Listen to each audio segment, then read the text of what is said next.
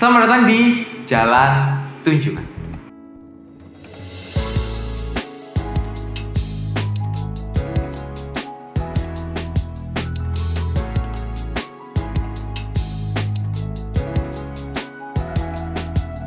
Jalan Tunjungan, kawasan ini dulu bernama Petunjungan.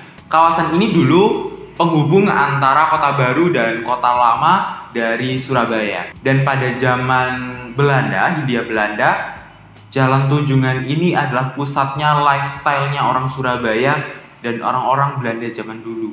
Pusat perbelanjaan, lalu pemerintahan dari Hindia Belanda dulu berpusat di Jalan Petunjungan. Saat ini saya dari Jalan Tunjungan.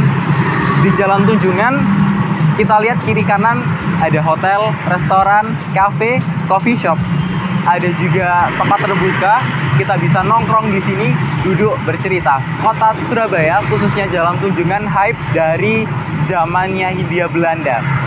Di sini memang tempatnya atau pusatnya perbelanjaan. Zamannya Wali Kota Ibu Risma dan Pak Eri, di sini diperbarui lagi. Yang waktu itu sempat hampir mati, namun sama Ibu Risma itu diperbaiki hingga saat ini menjadi lebih cantik lagi. Di sini menjadi tempat berkumpulnya anak-anak muda untuk pergi ke coffee shop, kerjakan tugas, ngobrol, healing, dan di sini juga ada tempat perbelanjaan yang bisa dibilang cukup megah. Salah satu mall terbesar di Indonesia, yaitu Tunjungan Plaza. Ngomong-ngomong makanan, kemarin kita pas jalan-jalan itu panas, Surabaya panas. Kita juga di Jalan Tunjungan. Jadi kita nyari yang seger-seger tapi juga lapar. Jadi kita nyari yang semi-semi makanan tapi bukan makanan tapi bikin seger. Ya segitulah. Namanya Bubur Madura, kita nyari di Pasar Atom.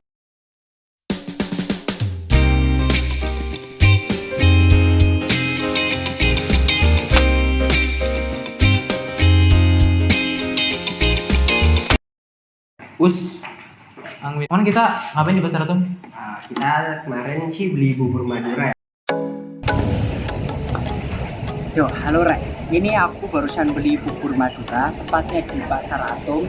Dan bubur Madura ini kelihatannya enak sih. Ada ketan, gula merah, sama mutiaranya juga. Kita coba ya. Rasanya enak sih Rek. Manis-manis gimana gitu, tapi gak enak. Oh iya, Rin. Itu apa kan? Ini loh, apa cabai panile? Iya guys, ini aku beli cabai panile loh. Ini yang paling khas dari ini sih Pasar Atom. Sama aku beli OT-OT-nya sih. Ya walaupun tinggal dikit ya, soalnya enak banget sih ini. Ya udahlah, aku sekalian mau habisin juga. Kemarin itu kita makan bubur Madura, menurutku bubur Madura seger. Ya. Enggak sih, menurutku lebih bisa. Iya, jadi emang enak tapi kan enak. Jadi bubur Madura itu kayak seger campur, bisa bikin mengenyangkan sedikit untuk menggajal perut. Kalau aku tanya kemarin itu emang udah lama gitu kan. Itu udah dari zaman penjajahan dulu, tapi kamu tahu nggak sejarahnya itu apa sih? Setahuku bubur Madura itu buat trik memperjuangkan hidup masyarakat di Indonesia, khususnya di Pulau Jawa. Jadi pada masa penjajahan itu para masyarakat itu campurin nasi sama air supaya mereka bisa makan pas gagal panen ataupun krisis lainnya yang berhubungan dengan beras. Jadi mereka untuk memenuhi kebutuhannya mereka pada makan bubur sama masyarakat Jawa yang menganggap bubur sebagai simbol pemerataan, simbol kekuatan masyarakat pada masa lalu. Terus masyarakat yang tertindas mulai dari sistem kolonial yang menekan krisis pangan akibat gagal panen atau wabah, bencana alam juga. Terus juga itu tuh kayak kan dulu ada tesis bahwa kalau orang Jawa itu memang kekurangan dan sebagainya, tapi mereka bisa kuat karena satu hal, mungkin salah satunya bubur Madura. Terus di daerah lain ada nggak sih kayak bubur itu? Oh ya, tentu ada dong.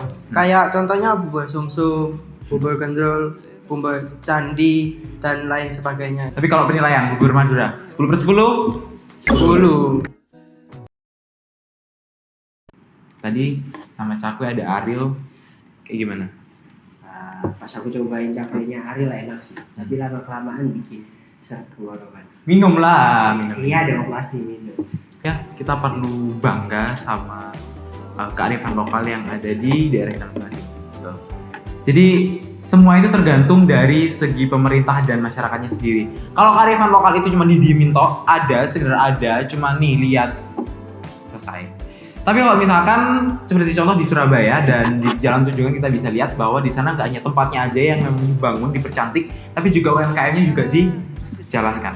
Pemerintah sama masyarakat bergandeng tangan, berjalan bersama untuk memang benar-benar sadar ingin mempertahankan, memperkuat lagi, dan memperkenalkan kembali apa kearifan lokal milik Surabaya yang akan dikembangkan lagi, ya itu akan menjadi sebuah ikonik sendiri bagi Surabaya. Bahkan Surabaya siapa tahu bisa menjadi tempat atau lokasi yang memang pusatnya kearifan-kearifan lokal, gak hanya di Surabaya tapi di seluruh Indonesia, sebagai wisata manusia asing sampean, bukan manusia asing, iya itu wisata luar negeri, betul. Jadi siapa tahu nanti Surabaya itu menjadi tempat kayak Bali, jadi tempat wisata orang asing karena memang di situ tempatnya orang-orang atau makanan kearifan lokal dari seluruh Indonesia yang memang bergantian gitu. Kesempatan itu nggak datang dua kali. Kalau udah ada kesempatan, jangan sia-siakan. Seperti contoh masyarakat Surabaya yang udah dapat kesempatan dari pemerintah untuk mengembangkan dari kearifan lokal sendiri.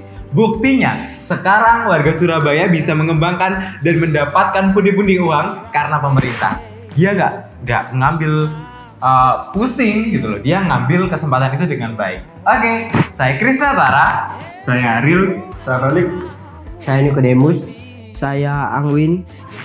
thank you, stay humble.